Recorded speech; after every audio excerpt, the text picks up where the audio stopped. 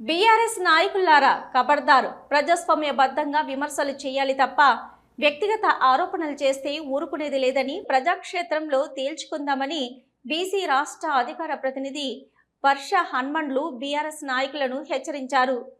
గంభీరావుపేట మండల కేంద్రంలో కాంగ్రెస్ పార్టీ మండల కార్యాలయంలో ఆ పార్టీ అధ్యక్షులు ఎండి హమీద్ ఆధ్వర్యంలో పార్టీ పాత్రికేయుల సమావేశం ఏర్పాటు చేశారు. ఈ సమావేశానికి ముఖ్య అతిథిగా బీసీ రాష్ట్ర అధికార ప్రతినిధి వర్ష హనుమండ్లు, జిల్లా ఉపాధ్యక్షులు కొమరిశెట్టి తిరుపతి విచ్చేసి కాంగ్రెస్ పార్టీపై, ఆ నాయకులపై బీఆర్ఎస్ నాయకులు చేసిన అసత్య ఆరోపణలు తీవ్రంగా ఖండించారు. టీఆర్ఎస్ నాయకులారా అదుపులో పెట్టుకొని మాట్లాడాలని హెచ్చరించారు.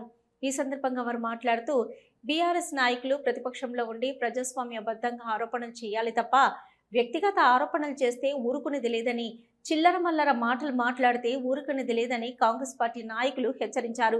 ఈ కార్యక్రమంలో జిల్లా ప్రధాన కార్యదర్శి మూల రామచంద్రారెడ్డి, పట్టణ అధ్యక్షులు Raj Goud, AMC vice chairman Pathuri Anja Reddy, డైరెక్టర్లు బాలరెడ్డి, విఠల్, ప్రభాకర్, రాజనర్సు, రాజం, అజం, గంగరాజు గౌడ్, సోషల్ మీడియా శంకర్, ఫ్యాక్స్ డైరెక్టర్లు అంజిరెడ్డి, రజ్వీర్, బీసీసీఎల్ మండల అధ్యక్షులు రాజుగౌడ్, ప్రధాన కార్యదర్శి రాజిరెడ్డి, ఎస్సీసీఎల్ అధ్యక్షులు సురేష్, రాజశేఖర్, పార్టీ సీనియర్ నాయకులు పిట్ల వెంకటేష్, నుస్రతుల్లా హుస్సేన్, డాక్టర్ రాజులు, రాజుగౌడ్, నాంపల్లి లచ్చయ్య, ఎల్లారెడ్డి, నరసింహులు, రాఘవేంద్రారెడ్డి, లక్ష్మణ్, బాలయ్య, భాస్కర్, గణేష్, యాదుల్లా, బాబు, తాజుద్దీన్, రాజ్ కుమార్, ప్రసాద్ పార్టీ కార్యకర్తలు పాల్గొన్నారు.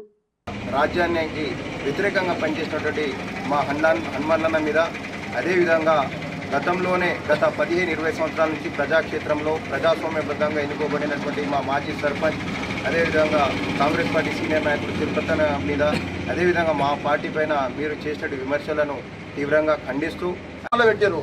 అప్పుడు కనవాలేదా నేను బీ సంఘమా లేకపోతే ఏ పార్టీ అనేది? నేను మొన్న 2019 ఎలక్షన్లలో మా మిస్సెస్ను జెడ్పీటీసీగా నామినేషన్ వేస్తే, ఆ నామినేషన్ వేసిన తర్వాత నాకు ఫోన్ చేసి,